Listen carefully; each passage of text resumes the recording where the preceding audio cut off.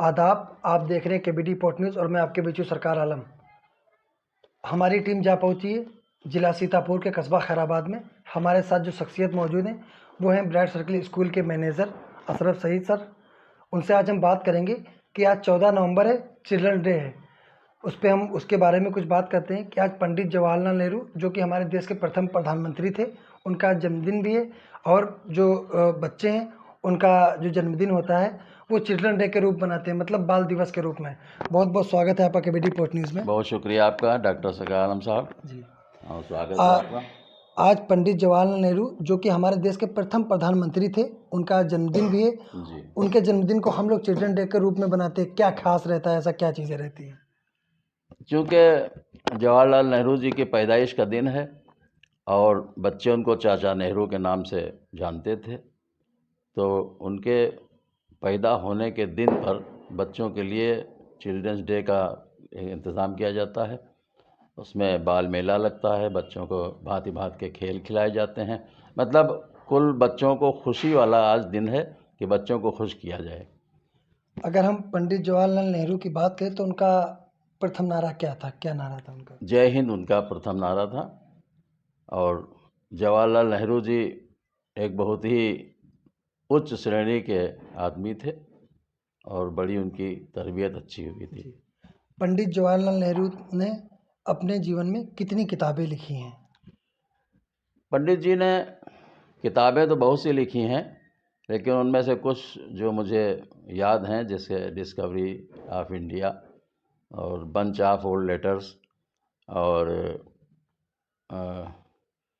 कुछ और एक आधी किताबें हैं, द ब्रोकन विंग और एन ऑटोबायोग्राफी, और बहुत सी किताबें हैं जो हमें याद नहीं हैं। ये किताबें उनकी लिखी हैं और बड़ी मशहूर किताबें हैं, जिनमें जो डिस्कवरी ऑफ इंडिया है इसको तो बहुत ही ज़्यादा समझा जाता है। जी जी जी। और जो बंच ऑफ लेटर्स का जो है वो जो उन्होंने अपने बेटी इंदिरा गांधी, जिनको प्रियदर्शनी भी कहते हैं, उनको जब वो जेल में थे तो पत्र लिखते थे, जो दीक्षा थी, यानी अपनी बच्ची की तरबियत करते थे। और वो लेटर बहुत ही हाई लेवल के, आज भी हम लोग उनसे पढ़ते हैं तो प्रेरणा मिलती है हमें। तो पंडित जवाहरलाल नेहरू का जो प्रसिद्ध भाषण है जी, उस पर क्या संदेश देंगे, क्या चीज़ें हैं उसमें? देखिए उनका प्रसिद्ध भाषण जो है उस नाम से मशहूर हुआ था, ट्रिस्ट विद डिस्टिनेशन, जिसका अर्थ ये होता है कि आप कर्म करे जाएं और साथ में आपका भाग्य भी है, और कर्म करते रहें और ये ना सोचें कि हमारा अंत क्या होगा, हमें क्या मिलेगा। तो इसी पर उनका भाषण था और रात में शायद ये प्रसारित हुआ था और राष्ट्रपति भवन से शायद प्रसारित हुआ था, मैं पक्का नहीं कह सकता हूँ।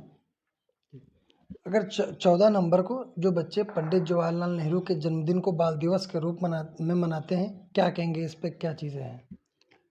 इससे बच्चों के अंदर कुछ नई चीज़ें पैदा होती हैं। जैसे बाल मेला लगता है, उस बाल मेला में कोई बाहर से दुकानें नहीं मंगाई जाती हैं, दुकानदार बाहर से नहीं आते हैं, बल्कि बच्चे खुद ही अपना कलेक्शन करते हैं, अपनी दुकानें लगाते हैं और वो सेल करते हैं और दूसरे लोग ख़रीदते हैं। और उनके गार्जियन भी, मेरे स्कूल में जब लगता है तो गार्जियन भी आते हैं और वो ख़रीदते हैं। उससे उन बच्चों को ये फ़ायदा होता है कि वो बिज़नेस करना सीखते हैं। उन्हें ये पता चलता है कि हम अपने कस्टमर को किस तरह डील करें और कितना हम मार्जिन लेके प्रॉफिट कमाएं, क्योंकि ये हम बाल मेला लगने से पहले ही बच्चों को बताते हैं कि आपको ये नहीं है कि कोई चीज़ आप 10 रुपये ख़रीद के लाए तो वो 20 का बेचना है। तो आपको एक मार्जिन मनी के हिसाब से लेना है कि जिसका बोझ किसी पर ना पड़े। तो इससे बच्चों में एक इंटेलिजेंसी आती है कि वो अगर बिज़नेस करना चाहें तो अभी से उनको उस तरफ राग़िब किया जाता है। पंडित जवाहरलाल नेहरू जी को बच्चों से बहुत प्रेम था, क्या कहेंगे इस पे, कैसे, क्या चीज़ें?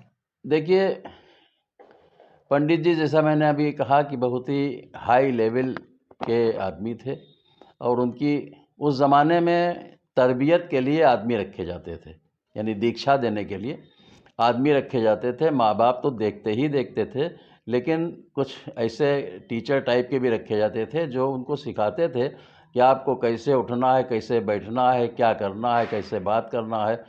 तो उनके अंदर इतनी अच्छाइयाँ थीं कि उनका जो दिल था, जो हृदय था, वो सभी के लिए नर्म था, लेकिन विशेष रूप से वो बच्चों से बहुत प्रेम करते थे, क्योंकि उनकी एक बेटी थी और अपनी बेटी से बहुत प्रेम करते थे। और सारे भारतवर्ष के क्या, उन्होंने जब पत्र लिखे हैं अपनी बेटी को तो उसमें सारे संसार के बच्चों के बारे में उन्होंने जिक्र किया है कि बच्चे सब आपस में एक जैसे ही होते हैं, चाहे वो जापान के हों चाहे जहाँ के हों। और वो जहाँ जहाँ भी गए उन्होंने बच्चों को देखा कि आपस में लड़े भिड़े और फिर एक मिनट में एक हो गए। तो यानी एक ये भी उनका संदेश था कि अगर बच्चे आपस में झगड़ा करते हैं तो वालिदैन को ये नहीं चाहिए कि वो आपस में झगड़ा करने लगें, क्योंकि उनकी लड़ाई बस पार टाइम होती है, कुछ देर के लिए लड़ाई हुई और फिर वो एक हो गए। बच्चों के लिए पेरेंट्स को क्या संदेश देंगे अगर बच्चों की हम बात करें? देखिए, अब ज़माना ऐसा आ गया है कि ज़्यादातर जो, हम सबकी तो नहीं बात कर रहे हैं क्योंकि ये सबके लिए कहा भी नहीं जा सकता, लेकिन पेरेंट्स को ये चाहिए कि अपने बच्चों की तरबियत वो ज़रूर करें। आजकल कुछ ऐसा सिस्टम हो गया है कि इतना बिज़ी है आदमी कि वो स्कूल में छोड़ देता है और स्कूल से निकल के कोचिंग में छोड़ देता है। उसके बाद वो पढ़ाई तो बच्चे कर लेते हैं, लेकिन उनकी तरबियत यानी जिसको दीक्षा कहते हैं, तरबियत नहीं हो पाती। उसकी वजह से बच्चों के अंदर जो एक तहज़ीब, तमीज़, एक जो अपना भारतीय कल्चर है, वो उससे ज़्यादा फिट नहीं हो पाते हैं और मोबाइल और टीवी देखकर वो फ़िल्मी कल्चर देखते हैं और उनके अंदर बहुत सी बुराइयां पैदा हो जाती हैं जो हमारे भारतीय कल्चर से बिल्कुल अलग हैं। और हम चाहे हिंदू हों चाहे मुसलमान हों, हम हैं सब भारतीय और कल्चर हमारा सेम है, हमारी थिंकिंग सेम है। धर्म हमारे ज़रूर अलग अलग हैं, लेकिन हमारा कल्चर बिल्कुल सेम है, हमारा रहन सहन, हमारी सूरत शक्ल सब एक जैसी। तो जैसा कि आपने देखा कि हमारे साथ खैराबाद के ब्राइट सर्कल स्कूल के मैनेजर अशरफ सईद सर थे। उन्होंने बताया कि 14 नवंबर बाल दिवस को हम किस तरह से मनाते हैं, बाल दिवस क्यों होता है और बाल दिवस को बच्चों किस तरह मनाते हैं। हमारे सहयोगी अतावर इख्तियार सरकार आलम, सीतापुर।